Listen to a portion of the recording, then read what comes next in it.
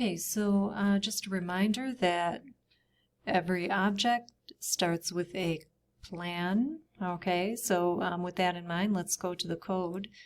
I haven't written any code yet, but I do have a form here. Let's say this is a program for a bookstore, and we're going to feature a book today on this form. But rather than code all the book information, the title, the price, and all that in the form class, which we normally would have done up until now, I'm going to add a separate book class to represent a book. So I'm over here in the Solution Explorer, I'm going to right-click on the project name. I named this book OOP. This is the name of the project itself. But I'm going to right-click on the project name in bold, and I'm going to add, and then we can do a new item, or you can jump right down here to class. That's where we're headed anyway. I'll just do new item. And the class is the first choice. That's what we're going to go with. And I want you to name your class something really good and descriptive. It's conventional to capitalize your class name. So this class is going to represent a book. So a really good name for this class would be book with a capital B. Okay? So I'm going to add that. And it's going to start me with kind of a skeletal class file here. Okay, not much going on. We have the namespace, which is going to be the same namespace as the form class, project-wide, it's going to be the same namespace. But I really just have my class, an empty curly brace sandwich. And so what I'm going to do is I'm going to add what we call private data members.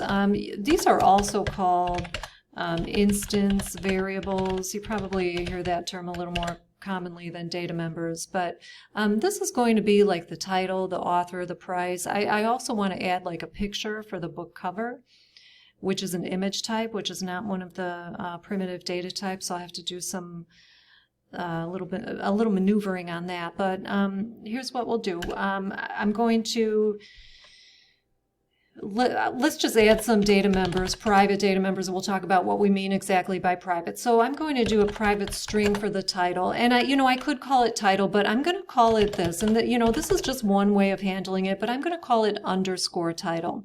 And the reason for that will be apparent later, so just go with it for now. And I'll show you why later, why I'm choosing that kind of slightly unusual naming convention. So then I'll do a private string for the author. Again, I'm going to use the same convention here, underscore author. I'm going to use a private decimal type for the price of the book. And I'd also like to do an image for the cover. Now here's the thing. I start typing image and it doesn't come up in my IntelliSense, which is always a bad sign. If something's not coming up in your IntelliSense, something's off. And here's why. When you create a class, the form class is different. With the form class, you get a lot more of these using statements by default. And it's specifically this one, the using system.drawing, that allows us to use images without having to think about it first. But you don't get that statement in a regular class file. So you do have to type that up at the top if you're going to be using pictures, which you almost always are in my class. So now see the image is coming up in my IntelliSense. It's going blue on me. And I'll call this cover, okay? So I have the bare minimum of a class now. And, just to reiterate here, I only have this so far.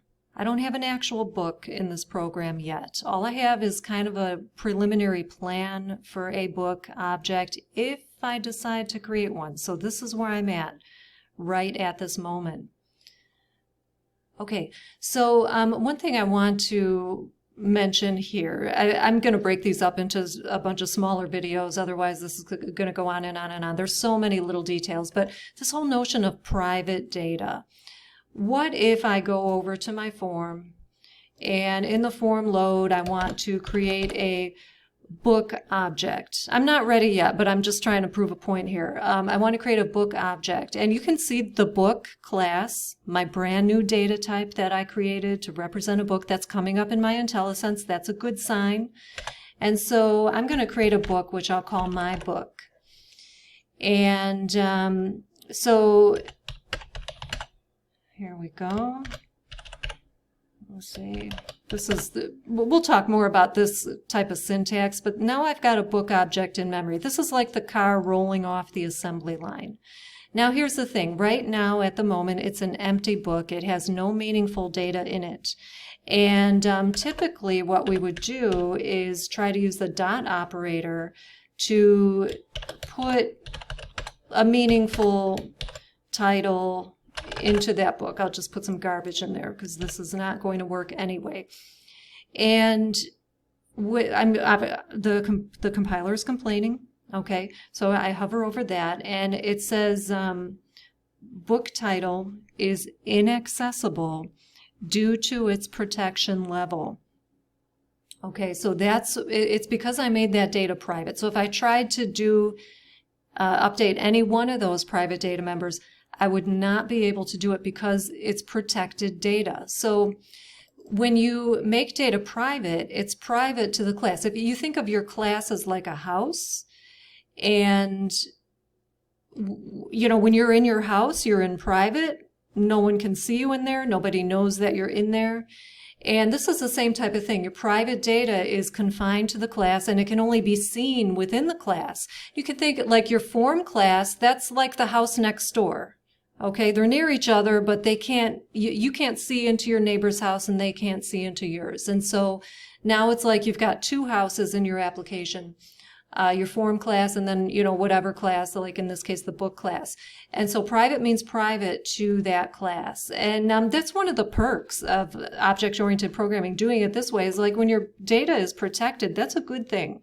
It's a good thing because it cannot be altered or corrupt in some way, either intentionally or, you know, if it's involved in a huge application with lots of moving parts, there is a chance it can be overwritten or, you know, messed up in some way, even unintentionally. So private data, you know, tends to be the standard, and it's one of the advantages of doing this technique, this object-oriented programming, as opposed to just, you know, putting some variables in the form class like we would have done on the first or second night of class of our class. So that's private data. I think I'm going to end this video here, and then I'll pick it up in the next video. There's still a lot more to talk about.